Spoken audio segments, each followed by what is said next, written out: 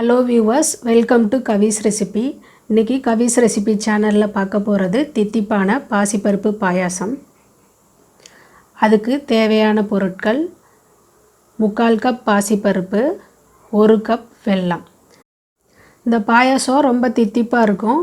உங்களுக்கு தித்திப்பா இருக்க வேணா மைல்டா போதும்னா 3/4 கப் பாசிப்பருப்புக்கு 3/4 கப் வெல்லம் எடுத்துக்கங்க. வெல்லத்துக்கு பதிலா நீங்க கருப்பட்டி சேர்க்கலாம். நம்மளோட பாயாசம் கலர் கொஞ்சம் மாறும். இப்போ ஒரு குக்கர்ல 3/4 கப் பாசிப்பருப்பு சேர்த்து அதை நல்லா வறுக்கணும்.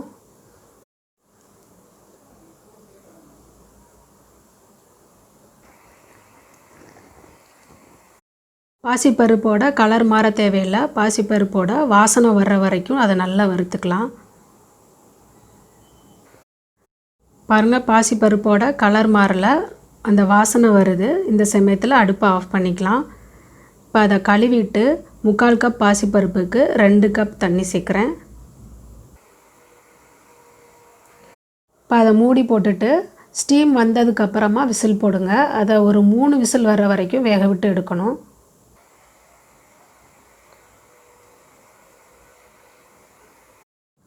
மூணு விசில் வந்துடுச்சு. அடுப்பை ஆஃப் பண்ணிக்கலாம். அந்த ஸ்டீம் அடங்கணுன்னு அதை ஓப்பன் பண்ணலாம்.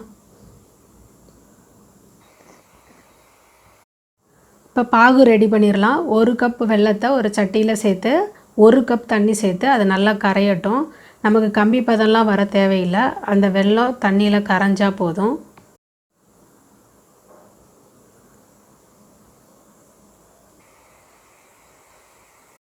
நல்லா கரைஞ்சிருச்சு. இப்போ ஒரு 2 ஏலக்காவை தட்டி எடுத்துக்கலாம். சில பேருக்கு பாயாசத்தில் ஏலக்காய் வாயில் கடிப்படுறது பிடிக்காது. அதனால் இப்படி பாகில் நம்ம போட்டுவிட்டோன்னா அது நல்ல வாசனை இறங்கியிருக்கும், வாயிலையும் கடிபடாது. இப்போ நம்ம பொடிச்சு வச்ச ஏலக்காய் பீசஸ் அதில் போட்டு ஒரு கொதி வந்தோன்னா ஆஃப் பண்ணிடலாம். ஆஃப் பண்ணிவிட்டு அதை ஃபில்ட்ரு பண்ணிக்கலாம்.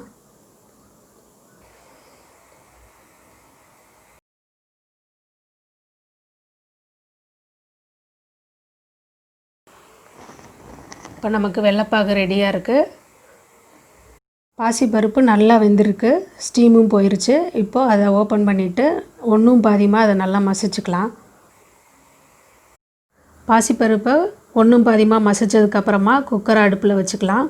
அதில் நம்மளோட வெள்ளைப்பாகை கொஞ்சம் ஊற்றிட்டு அதை நல்லா மிக்ஸ் பண்ணிவிட்டு மீதி இருக்க வெள்ளைப்பாகையும் சேர்த்து நல்லா கலந்து விட்டுறலாம். அது ஒரு கொதி வரட்டும். இந்த சமயத்தில் உங்களுக்கு அந்த திக்னஸ் பாருங்கள், எக்ஸஸாக தேவைன்னா தண்ணி சேர்த்துக்கோங்க. பச்சை தண்ணி சேர்க்காதீங்க, சுடு தண்ணி சேருங்க. உங்களுக்கு எந்த அளவு திக்னஸ் வேணுமோ அதுக்கேற்ற மாதிரி சுடு தண்ணி சேர்த்து நல்லா கொதிக்க விடுங்க. இப்போது கொதி வரட்டும். கொதி வந்ததுக்கப்புறமா அடுப்பை ஆஃப் பண்ணிக்கலாம். இப்போ பாயாசத்துக்கு ஒரு தாளிப்பு கொடுக்கறதுக்கு கொஞ்சம் தேங்காவை சின்ன சின்ன பீசஸாக கட் பண்ணி இப்படி எடுத்துக்கலாம்.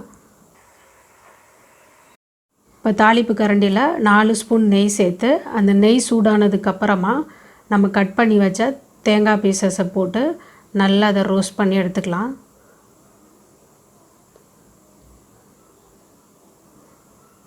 தேங்காய் ரோஸ்ட் ஆகும்போது நமக்கு வெடிக்க ஆரம்பிக்கும், லைட்டாக கலரும் மாற ஆரம்பிக்கும்.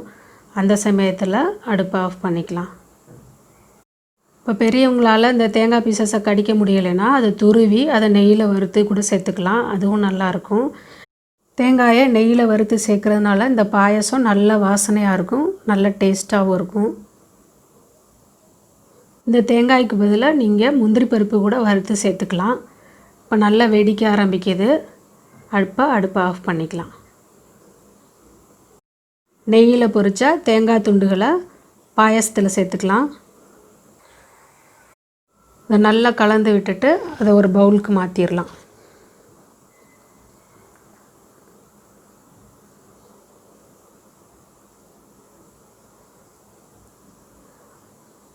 கொஞ்சமாக எடுத்து வச்ச தேங்காய் பீசஸை அது மேலே தூவி டெக்கரேட் பண்ணிக்கலாம். இப்போ வாசமான தித்திப்பான பாசிப்பருப்பு பாயாசம் ரெடி ஆயிடுச்சு. நீங்களும் உங்கள் வீட்டில் ட்ரை பண்ணி பாருங்கள். இந்த வீடியோ பிடிச்சிருந்ததுன்னா கவிஸ் ரெசிபி சேனலுக்கு சப்ஸ்கிரைப் பண்ணுங்கள். Thanks for watching.